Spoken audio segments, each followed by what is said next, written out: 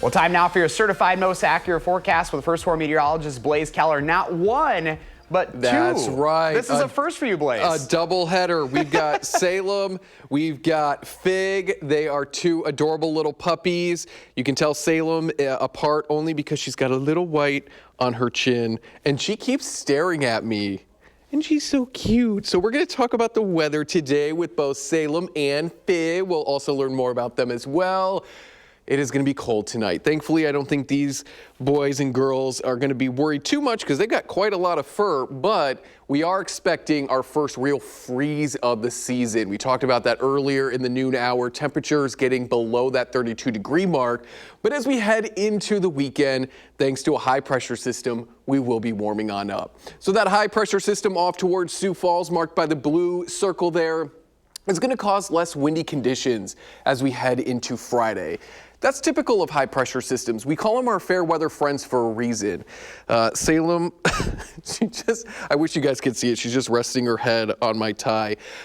High pressure systems, they bring us fair weather, open skies, light winds. And we're going to get both of that as we head into Friday. Further into Saturday, we keep the light winds. We'll add back a little bit more cloud cover. An isolated shower can't be ruled out further to the north, but we should stay partly sunny, Miss Salem and Mr. Fig. And then as we look ahead to Sunday, that high pressure system still over parts of the Midwest, keeping a lot of that more shower activity off to our south. Maybe we squeeze out a shower across the state line communities in extreme southern Wisconsin. But for the most part, that high pressure system, we're getting to the point in the year where they're going to be much stronger than our lows. They feed on cold air. And that means that we typically will probably sit underneath quiet conditions so long as we're underneath a high pressure system.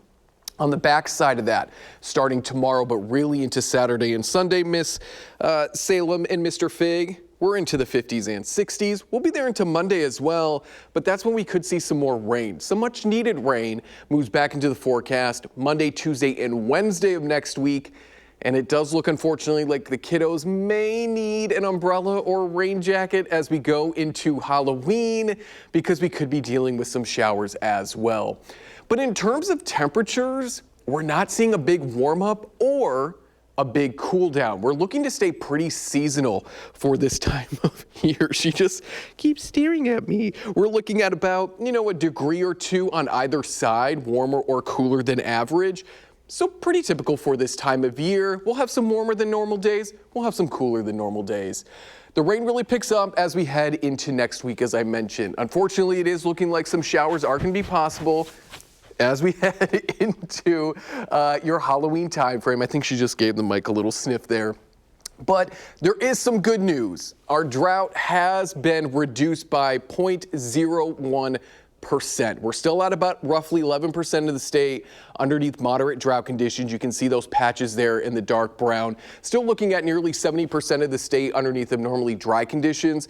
But the rain that we have received and the rain that we will receive next week is certainly going to help, I would say, keep the drought from expanding. Probably not going to reduce it a whole lot, but what we can do, Josh and folks at home, is at least keep it from expanding, which will only help us come this winter and into the spring, where we don't have to rely on so much of that snowpack to really soak up the ground going into next spring. So there is a look at your 7 and 10 day forecast, 50s and 60s. As I mentioned, Halloween there, still looking like we could see some rain. There is a chance that could change. It is still over a week away. We'll keep our fingers crossed, but at least we're not forecasting snow. Clearly, they don't like to be held. She's like falling asleep. I kid you not, Josh. She's just staring up at me like this. I love it. With puppy dog eyes. Super cozy. Great for a day like today.